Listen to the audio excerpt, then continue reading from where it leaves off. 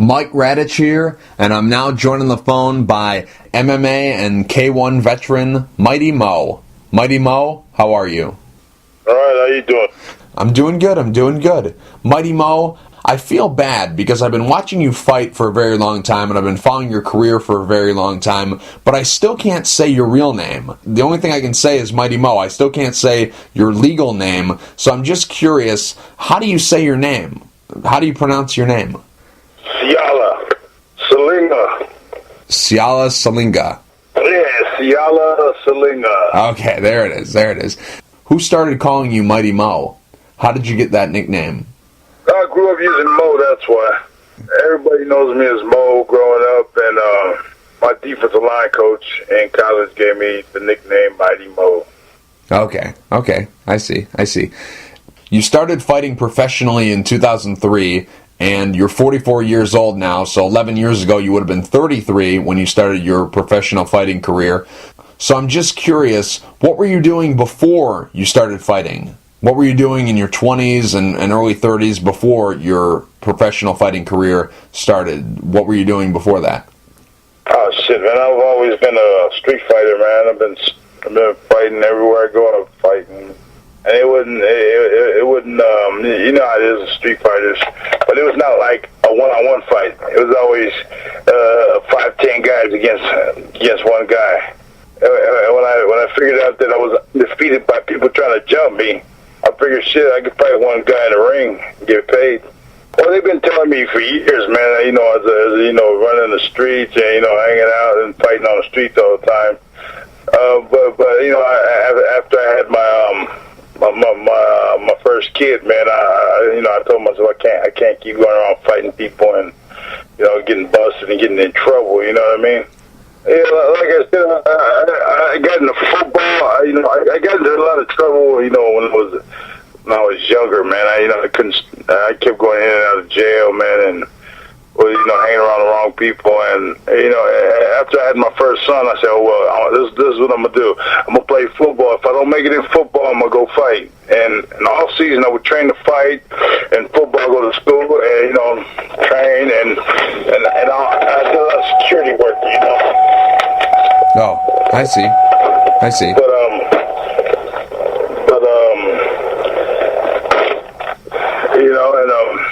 Football thing, I almost made it to the pros in football. One of my defensive line coach was Bill Dutton. He's real famous defensive line coach. Mm-hmm. He's coached all over the states, and he almost took me to overseas to play some European football. And from there, I could have dominated and went to the NFL. Well, but I ended up taking a full ride scholarship, and I was Fresno State's #1 recruit, and things went sideways where, just a kid and trying to take care of home. So I got into fighting right after college ball. I see. Now, do you still coach football? Because I know for a while there you were fighting and coaching football. So do you still coach? Yeah. No, I just coach my kids right now, man, because, I'm trying to kind of, just really put a lot of focus on my last run in the fight game. I know I'm 44, but, I'm sparring all the young guys still, and I'm smashing on them, just like in Bellator, I defeated one of the top up-and-comers. He was a young guy, too, but, age ain't nothing but a number, to me. Right. I still got that crack, man, and when I'm training hard, I don't lose. Right. You know what I mean? I don't lose, and I'm not going to say that's the reason why I lost last time. I don't want to make no excuses. A loss is a loss, but when I'm training 100%, I don't lose. You bring up Bellator, so I guess we'll start with that. You had a 4-fight stint with Bellator. You ended up being released, which I was absolutely shocked that they released you because you were doing so well. I mean, there's a couple of reasons why I thought that it was unfair to you that they let you go, but I know business is business. But, the first thing was you have a winning record under their banner. You're 3-1 under their banner, and the only loss that you suffered was against Alexander Volkov, who's a former world champion, and ended up winning that entire tournament that you fought him in. So definitely no shame in that loss. That's the first reason. The second reason is you're getting better. You're 44, but I think in MMA especially, you're a better fighter than you were 4 or 5 years ago. I think you're rapidly improving. You showed a lot of the critics that you can get it done both standing and on the ground. You were finishing 2 guys in your run with Bellator by submission. You're getting better. At 44. You're still improving. And the third reason was, Bjorn Rebney's out, Scott Coker's in. You fought for Scott Coker before. You fought for him when you were fighting for K1 way back when. I was very shocked that you were cut by Bellator. Were you surprised that they let you go? Yeah, I was really surprised, man. I mean, what can you do? You know how that goes, and it probably goes deeper than that. But I can't worry about that now. I still gotta, do what I do. In other places in the world, man, I'm still able to fight and represent myself as a top fighter. Mm-hmm. If Bjorn Rebney's still running Bellator, are you still there? Yeah, I would have been still there. I don't know. I talked to Scott Coker, and he, I don't want to say this and that, but he sort of told me he was going through the issues of trying to clean things up, man, and what I'm saying, that he would get everything in order and get me back. I have fought for Scott Coker before, and he's real. Well, from what I thought, we were real cool, but I don't know. You know what I mean? Mighty Mo, it's perfect timing that we're talking today because I recently found my K1 and Pride action figures made by HAO Collection. I recently found them this past Saturday. I have Fedor, Krokop, Rampage, Vanderlei Silva, Kevin Randleman, Takanori Gomi, Hidehiko Yoshida, Heath Herring, Don Fry, Bada Hari, Remy Bonjeski, Bob Sapp, Hungman Choi, Masato, Musashi, and you. I have a Mighty Mo action figure. I've had it for a very long time. I really love that figure. It's a great figure. You have the blue K1 boxing gloves. You have the black and green trunks that say Mighty Mo around the waist. You have the black ankle wraps. Do you know about this figure? Do you know what I'm talking about? The HAO Collection Mighty Mo action figure? Yeah, I got a few in my house. I bought all my kids one. And yeah, it's a great figure. They got you throwing a mean overhand right. You got the black and green trunks, the black ankle wraps, and the blue gloves. It's a great action figure. I'm just curious, did you ever get any money for that? Did you ever get a cut of the profits from this action figure? I was supposed to get a profit from that, a cut from that, but I didn't see no money. Oh. I'm just sitting here. I didn't collect no money from it. I was supposed to. We were supposed to, get my cut out of that, but things went sideways with K1, and I just never really followed it and chased it. You know what I mean? I see.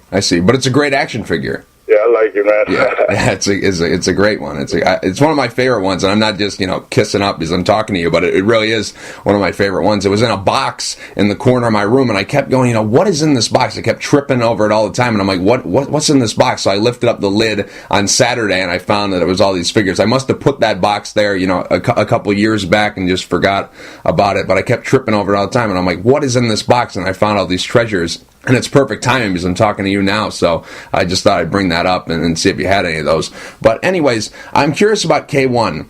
Did you receive all the payment for all the fights that you had? Because obviously there was a point in time where K1 they were really fading away and they weren't paying guys, and then some guys that they were paying weren't the full amount that they were contracted for. Did you receive all the money that you were supposed to from K1? On my last fight was sort of verbal, and I didn't get paid all of it. I got paid half of it, but as far as my contract, I had like close to $500,000 as far as $500,000 in contract fights that weren't finished. So. Oh, okay. People consider the 2007 K1 World Grand Prix in Hawaii and the 2004 K1 World Grand Prix in Las Vegas. People consider those tournaments your two greatest moments in your fighting career. So I'm just curious, what tournament are you more proud of winning? What do you consider the better moment, the 2007 Grand Prix or the 2004 Grand Prix? I'm going to say the one in Hawaii. The Hawaii, I don't know. Those are pretty good. The one in Hawaii got 3 knockouts, and one in Las Vegas I got 2 knockouts.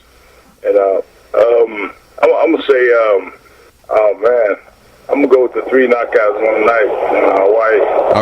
Okay, I agree. I was gonna say that one. I agree with you. But I'm just curious, do you consider that the proudest moment of your career to date, or is there another moment, whether it's in kickboxing or MMA or boxing, because you've competed in all 3, what do you consider the best moment of your career, if it's not the 2007 Grand Prix? I would say when I knocked out Hong Wang Choi. Oh, of course. A great knockout. I gave him his first loss, and, he killed at least 3 or 4 Americans before he fought me. Right. And I destroyed him. Right. Now, probably the most memorable fight of your career is against Josh Barnett, and I'm sure you know why. Do your balls still hurt after that fight? Man, I'm still trying to drop him, man. No, man, it was hard, man. I took that weekend. I took that fight in 1 week's notice. Right. Mm-hmm. Yeah, and I was surprised he kicked me in the nuts. You know what I mean? Right. And what made matters worse was he was kicking you with a shoe. Yeah, I always trained with him, man. I can't believe he kicked me there. Right. After the fight, obviously he was joking, but he said, I did Mighty Mo a favor. I kicked him in the nuts, so maybe he won't have any more kids. So I'm just curious, how many kids do you have? I got 10 kids. 10 kids. What are their ages? 2 different marriages. I got 10 kids. My oldest is 21, and then I got 20, and I have 16, 14, 9, 7, 5, 4, and 2, and 1. Okay. Now, I'm sure all the older kids know what you do, and one of your kids has fought in the past, but I'm just curious, do all your kids, of the ones who are old enough to understand, do all your kids know what you do for a living? Yeah, the ones that understand, yeah. It's all the way down to the 2-year-old. They all know. I used to let them come to my fights, but after my last fight, man, I don't think it's good for them to come, man. I had my younger ones come, but when I win, it's always good when you win, but it's not good for them to watch you lose. Right. Now, is your son, is he still fighting? Because I haven't seen any updates. I haven't seen any results of his fights. Is he still giving this a go? Yeah, he just got through playing football. They love playing football too. So, and my oldest one, he went to Angelo State University for full ride scholarship, man. And he was getting ready to fight until that full ride scholarship just popped up, and he was like, "Okay, we'll take him right now." And 1 week before the season started, they gave him a full ride. Mm-hmm. I see. Now, Mighty Mo, I'm just curious. You've obviously competed in kickboxing, boxing, and MMA. As a competitor, what's your favorite sport to compete in of the 3? I'm gonna say, man, I don't even know. I like MMA, but the money was there for me in kickboxing, so I just ran with kickboxing. I like boxing too. I got a boxing match coming up this Friday, and it's Tyree Ortiz.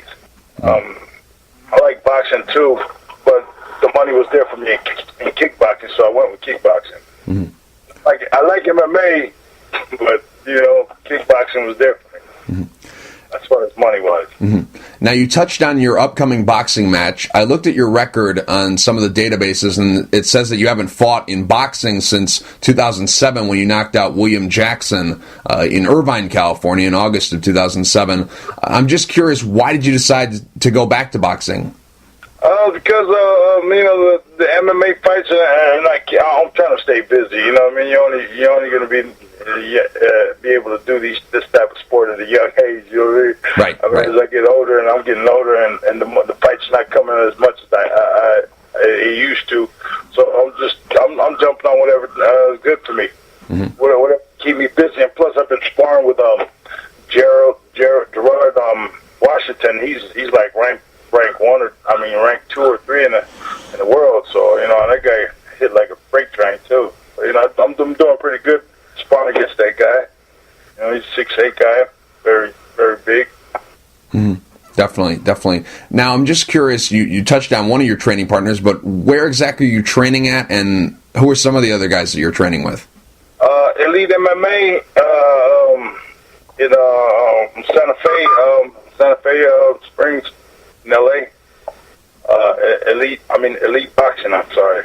Elite Boxing Management. Okay. In Santa Fe. Okay. I see. One fighter I wanted to ask you about was Semi Schilt. Because you've fought Semi in both MMA and kickboxing, it's very rare that a fighter faces a fighter more than once, that it happens in two different sports. Rematches happen all the time, but rematches usually don't happen in two different sports. So I'm very curious to know about this.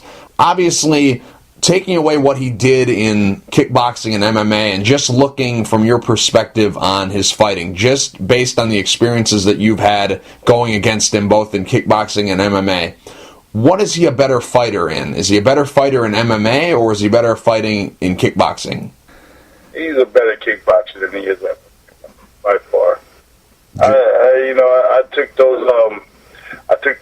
Both of those fights I took on 1 week notice. When I fought him the first time, I took him on 1 week notice. That's right after when I fought Warpath after the Hawaii show, which was like 3 weeks before that LA show that was against Warpath. Right. Mm-hmm. Then a week after that, they wanted me to fight Jimmy Shelton, and I was beat up, and I was like, but they paid me a lot of money, so I took the fight in that amount of time, and I was beat up. Okay. But with the MMA fight, I took in a 1 week notice. I thought I could have a better chance against him, but my conditioning wasn't there. They threw a couple names at me, and I said, I'll fight Jimmy Shelton.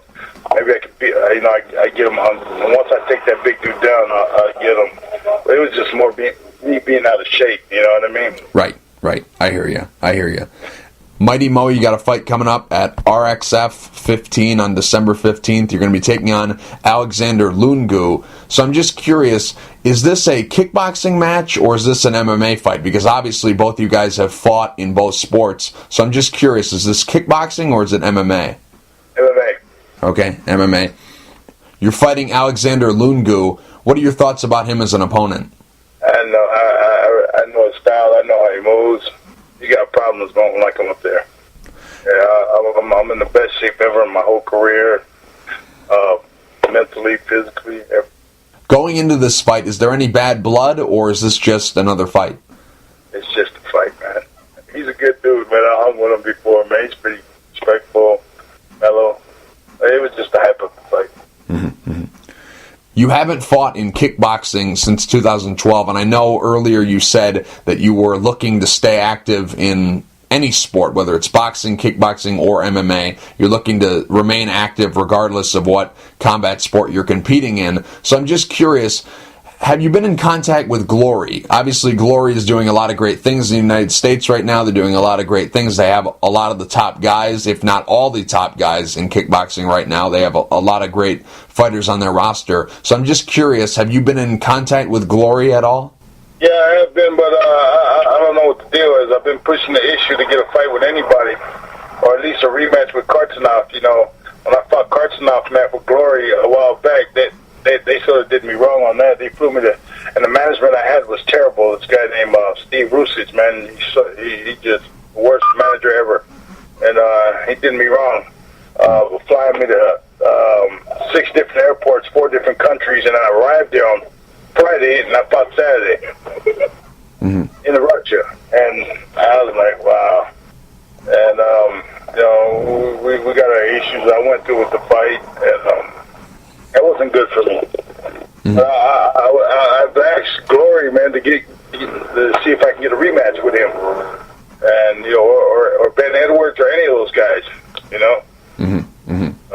I think they got issues towards me, or I don't know. Maybe they don't like me no more.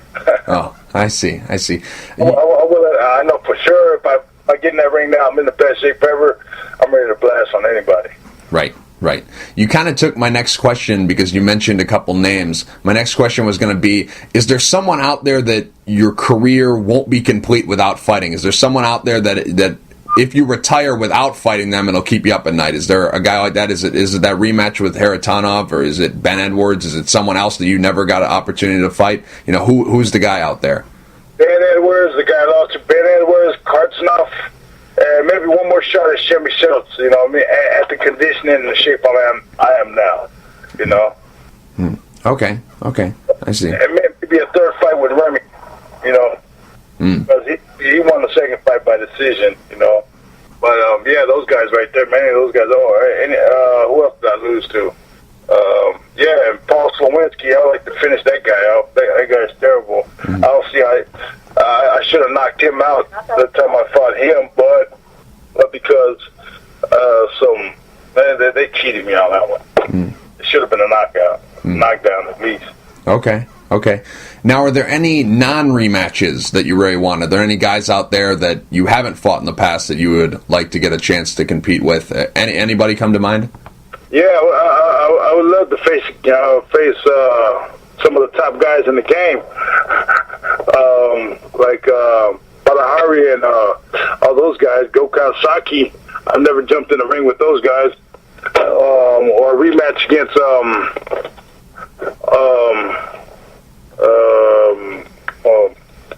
what's his name?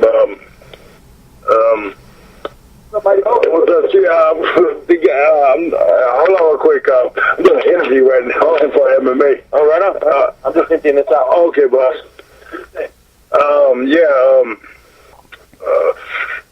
Peter Arts or one of those guys. Okay. Yeah, I'll fight anybody right now, especially at the shape I'm at right now. Man, I'm in the best shape. I'm not just promoting myself. People that see me right now, I'm in the best shape ever, man. I'm strong and staying healthy. Usually you always hear me when they interview me. They always interview me and say, "What are you gonna do now?" And I would say, "I'm gonna go have a beer." I don't drink no more. I've cut that loose the last 2 years, and I'm really focused on just my training, staying healthy, and family. That's it. I agree. I couldn't agree more. I think that you're a better fighter. You're like a fine wine. You're getting better with age. Hey, there you go, boss. You hit it on the foot. Yeah, that's what it is. I was very impressed with your run in Bellator because, the submission game. Obviously, a lot of people know you as a striker, but you were able to get the job done on the floor. So I was very impressed by that, and I'm very impressed just by your overall game. The critics out there, the experts, quote unquote, they had very low expectations for you coming into Bellator, and you just completely proved them wrong. I thought that was very good, and I got to take my hat off to you. You're getting better, and that's all you can hope for. You getting better day to day. That's what it's really all about. I give that thanks to CSW too. With Josh Barnett and Eric Paulson and them dealing with training with those guys. Those have been great sparring partners. Working out there with Big Josh, All right, boss. Yeah, so just working with Josh and Eric Paulson and heavyweights out there at CSW has been very, very helpful. And because I don't know if you know who Ishii is, right? Oh, Satoshi Ishii, the judo gold medalist. I've been training with that guy on a daily basis over there at CSW. With Josh and them, and we're over there banging. Okay. Now I know the secret to your ground game success. You're training with all the best guys. Okay, now I know. Mighty Mo, I'm just curious. You're 44 right now, obviously getting better, obviously improving every day. A lot of fight still left in you, but have you put a date? Have you put a couple X amount of fights, X amount of years you still want to do this for? Has that been worked into the plans, or are you just kind of playing it by ear right now? Oh man, to tell you the truth, man, I feel like I could fight another easy 6 years, maybe. I'm still fast, and I don't. You got your aches and you got your little nicks here and there, but I feel great, man. Especially when I'm on, focused and I'm taking care of myself and I'm eating right, taking my vitamins and everything, which I've never really truly did, and it's made me a whole different person. Now I think different about the sport.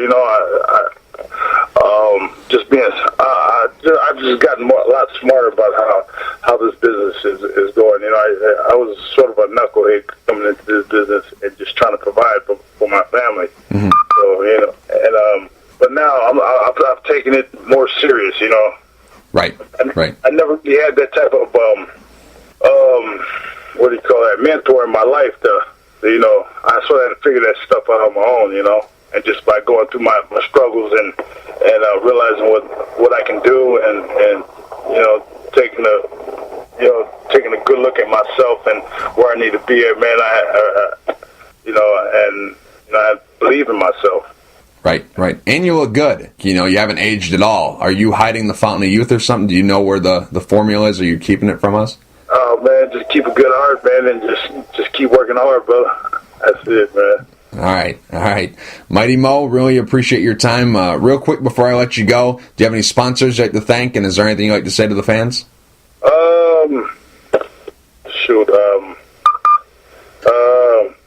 I don't have no sponsors right now, but if you do want to sponsor, Mighty72 at Gmail. No, Mighty72mo@gmail.com. That's my email. The fans and look out for Mighty Mo. I'm coming through with a blast. Mighty Mo, thank you for taking the time to talk. I really appreciate it. All right, thanks, brother.